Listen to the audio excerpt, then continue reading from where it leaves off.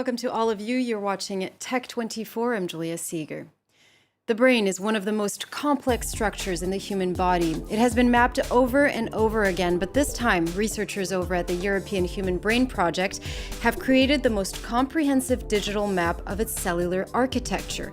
We'll speak to lead scientist Professor Katrin Amunts about the knowledge this atlas is set to give us. And smartwatches have made the lives of some people much healthier by helping them track their workouts and vital signs, but they are also a treasure trove of personal and sensitive information. In Test24, we'll try the Apple Watch Series 6. It's one of the most hard-hit countries in Europe. The UK is turning to technology to battle the COVID-19 outbreak. In London, St. Pancras International has become the first train station in the world to launch state-of-the-art cleaning robots to help eradicate the virus from both the station's concourse and facilities. Before the coronavirus, London's St. Pancras station welcomed some 35 million passengers per year. These days, travelers are more rare, and those who do pass through now share the station with some unusual machines. They're robot coronavirus hunters. Their weapon, ultraviolet rays they radiate to eliminate the microbe. It's amazing how technology and how things are developing. Definitely, it's like a movie, a RoboCop. The microbial terminators can also disinfect the air around them thanks to these glowing tubes. But only when the station is empty, as the type of UV light they use is harmful to humans. We are the first train station to bring this type of technology in because we want to allow people to use our train station with confidence. Please leave the room, close the door, and start the disinfection. The robots have already been tested at London's Heathrow Airport this summer, where UV light is frequently used to disinfect airplanes. The technique is also present in numerous hospitals, where it was originally developed. Each disinfectant robot costs around €1,500. After St. Pancras Station, they'll be tested in the London Underground, where they could see widespread deployment. EBRAINS is the name of the world's first 3D atlas of the human brain. It features close to 250 structurally distinct areas, reflecting the variability of its structure with microscopic resolution. More than 24,000 extremely thin brain sections were digitized, assembled in 3D, and mapped by experts. Well, to talk more about this fascinating project conducted by EBRAINS over at the Human Brain Project is Professor Katrin Amunts. Thank you very much indeed for being with us today.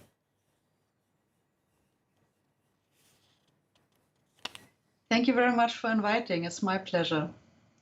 Could you tell us more about this atlas and why it was actually created? Well, the Jülich Brain Atlas is a digital atlas of the microstructure of the human brain.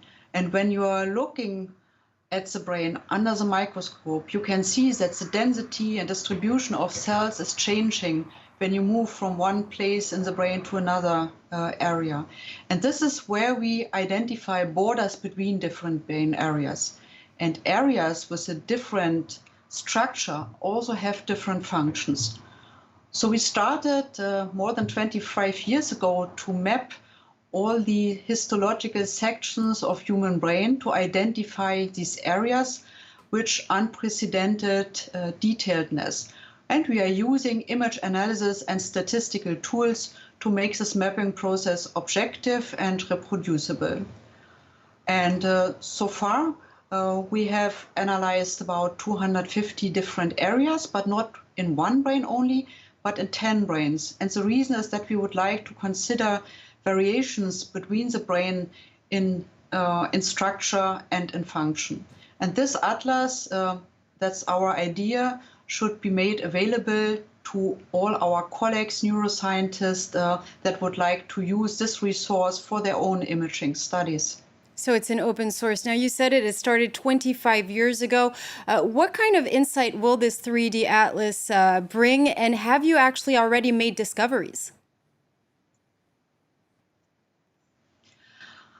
Well, we think that the maps that are coming from the Jülich Brain Atlas are needed to understand how the brain participates in certain functions, for example, in cognitive task. And we want to better understand how the brain distributes these tasks between the different brain areas. So scientists that look at the activity in the brain in living human subjects, for example, when they use neuroimaging, certainly would benefit. So we think that if a person, for example, listens to music or reads the text or is moving his or her hand, then you see a certain activation in the brain. And with the help of the atlas, we can very precisely localize where this activity is and which networks are being involved. So we see we would like to develop at the end something like a Google Maps for the brain, so that researchers can find their way through the brain structure with very high spatial resolution. And there were many observations that could be done based on this atlas. So, for example, we know now much more precisely where the motion sensitive area in the brain is, or where the brain enables logical processes as compared, for example, to language. Now, briefly, because we don't have much time, but why is the brain such a difficult mystery to solve? Well, the brain is the most complex object that we know. And this is really crazy, since we all carry a brain with us. That is, each of us has always 86 billion nerve cells with trillions of synapses, highly complex fiber connections. And all this has to do with what we are doing, what we are, and how we can think, dream, and feel. And this makes it so complex. And for a long term, we had the challenge to improve the methods to come to better spatial resolution and to make the mapping of the brain running in an automated and observer-independent way. So this took us quite a long time. And now, with the progress in ICT and also with the help of the Human Brain Project and its infrastructure, we are now able to share all these maps with the community and to provide web-based access so that these maps can go outside and can be used for applications in basic research, but also for clinical applications. Professor Katrin Amunts, you're the scientific director of the Human Brain Project. Thank you very much indeed for speaking to us. Now, more and more, the idea of connecting the human brain directly to computers is making its way, with business tycoon Elon Musk first in line. This concept is called Neuralink. It's a brain-computer interface. We're about to tell you how it actually works, if that's even possible, Peter. Yeah, so the theory behind it, at least, is simple. It's a pathway between our brains and an external device. And in some ways, we already have this because we already have mobile phones that we interact with on a daily basis. We're just using our hands and our voice rather than our brains. What a BCI wants to do is actually insert something into your brain, which means that it can read the neurons firing off electrical signals. So this is the idea behind Neuralink. You put an electrode next to neurons and it can understand when the neurons are firing their electronic pulses, and therefore relay that information back to a computer, which can understand the information in ones and zeros. So you're one step closer to becoming a cyborg, but how can a BCI tap into these signals? Yeah, so there's different ways of doing it, and some are more invasive than others. So the Neuralink, it's not only, you can see it here, putting in those electrodes. Not only does it receive the information from neurons, electrical impulses, but they also want to write information to the brain as well. So that's firing off electric impulses from the electrodes themselves to affect the neurons around it. Yeah, so there's lots of different uses for these. Some of them we're imagining can be used in the future to treat diseases like Parkinson's, OCD, maybe depression, and can also help people walk again. Yes, exactly. So that's it's already been used in terms of motor prosthetics and things like that.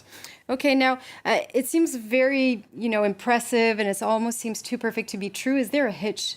Well, the thing is that brain implants, if we're actually putting them inside the brain, like Neuralink wants to do, there is a risk that they'll scar up and then stop working, and it maybe even cause damage. It's also a very complex part of the body to be working with, and there's millions and millions of neurons, so it's hard to identify the one neuron that we want to look at. Let's talk about a world first. It happened in September in California. They were able to create a BCI that is plug and play. What does that mean? Yeah, so this has actually real potential to improve the lives of paralyzed people. So what you can see here is an experiment which is already carried out by Stanford University, and it's paralyzed people using BCI to control a computer tablet and talk to each other. But the problem with this is it requires extensive training every single day in order to be able to keep this up and remind the brain how to do it each day. So what the Weil Institute designed was a machine learning algorithm that actually remembers and builds upon what the brain's already achieved and cooperates with the brain signals so that you don't have to relearn how to do it all every single day. Peter O'Brien, thank you very much indeed for that. We're going to move on now to Test 24.